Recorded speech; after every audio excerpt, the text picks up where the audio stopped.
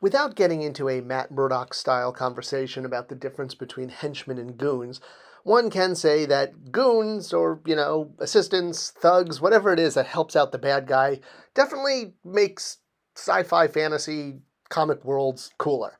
And thugs, henchmen, second in command, no different in the world of He-Man, even when He-Man went into outer space and all of his bad guys went from being Eternia creatures to space mutants. But hey, the space mutants were colorful and highly tooled, which meant they weren't exactly easy to crank out, especially compared to the human characters who were basically, human. But they weren't as interesting.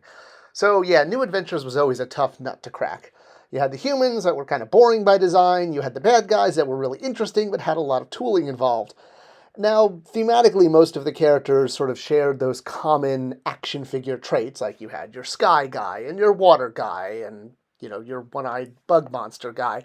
So, very easy, obviously, to, get kids to understand the roles the characters have, but again, New Adventures, translating them into classics, while very important, especially because they weren't available at that scale back in the day, they were bigger and thinner than the original He-Man figures, but also, having a world where everyone could then play together. Princess of Power, New Adventures, original, mini comics, all of it. That was the whole goal. So getting to as many of these guys as possible was absolutely part of the plan from day one.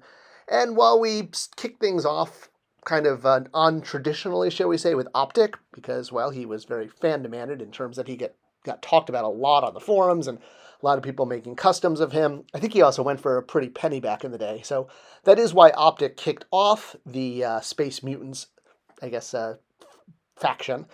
But what people really wanted was their, Skeletor's number 2, which was Purple Puss there in the red suit, a.k.a. Flog. So getting Flog as a Space Mutant and into Masters of the Universe Classics, always absolutely on the radar. It just sort of waited for the right timing, especially, again, because of tooling and development and, the fact that overall the Space Mutants and the New Adventures guys didn't sell that great.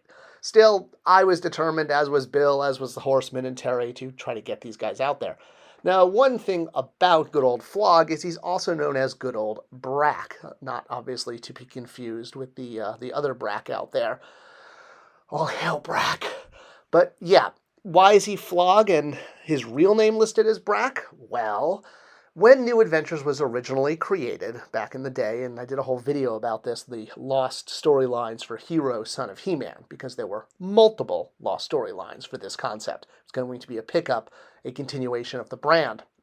And while many of the designs for this concept wound up being used in New Adventures, the story was scrapped, and what was going to be He-Man's son just became He-Man in New Adventures. But there are still, a lot of elements left over from both of these. The ones where, there's two different Sons of He-Man out there. There's the Barbarian one and more of the Space one. So that the Barbarian one here is more well-known because it leaked in the kind of mid-90s.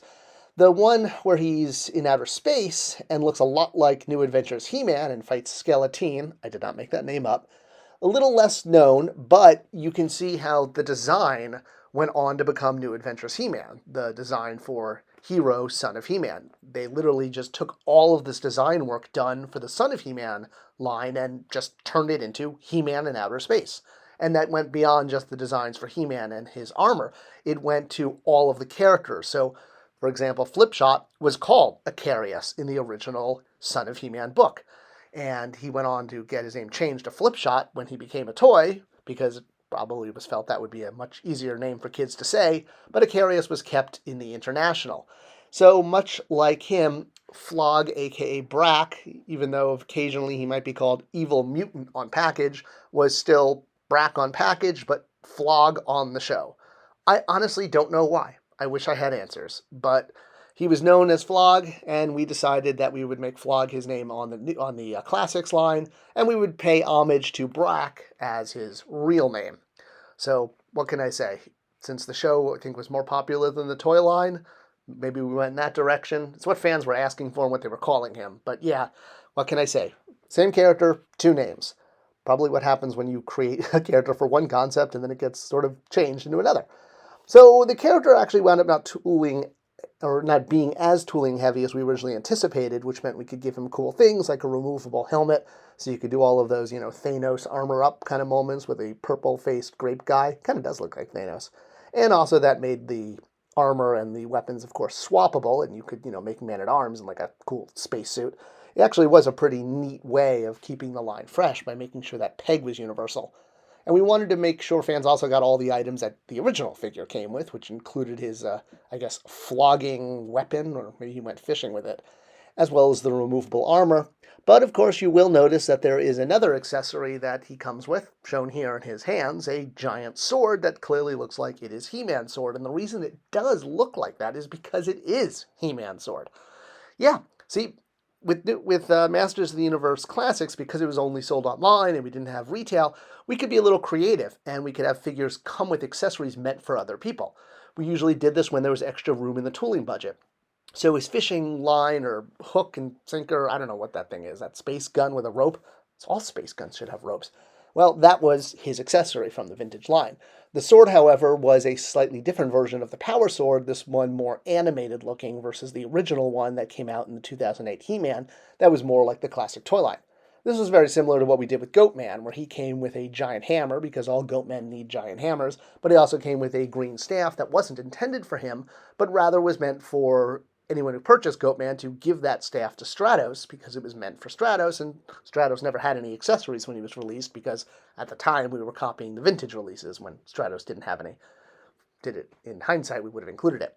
So we kind of kept a short list of accessories we wanted to get to, like He-Man's Filmation sword, Stratos' staff. I would have loved to, of course, gotten to Mighty Spector's, electro whip thingy, but that kind of felt self-serving, so I never really pushed for that. But I did push for completing other accessories from the Create a Character wave or year, whatever you want to call it.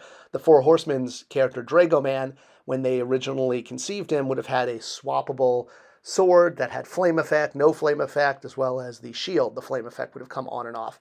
When we finally released him, we couldn't afford all of that due to, the amount of plastic that it took up between the wings and the head and the giant tail, so some of the Four Horsemen's accessories had to be eliminated from the figure, but we were able to use an upcoming weapons pack to release them.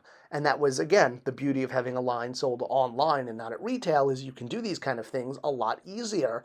Otherwise, retail's like, wait a minute, why does this come with a, accessory for a figure we're not even carrying anymore? So, whether you wanted to get it for He-Man's sword or you just wanted to get it for a giant space fishing pole, hey, Brakk, aka Flog, like flogging will continue, was there for you. And for long-term collectors, you could get He-Man's sword in his Filmation look, which of course would then get scooped up by the Ultimates version and re-released and used multiple times. But hey, it got tooled up here with good old Space Mutant, and that's what happens. So, whatever reason you were buying him, whether you wanted a cheap man's Thanos, a outer space fishing trip, or just He-Man's pointy sword, he was there for you.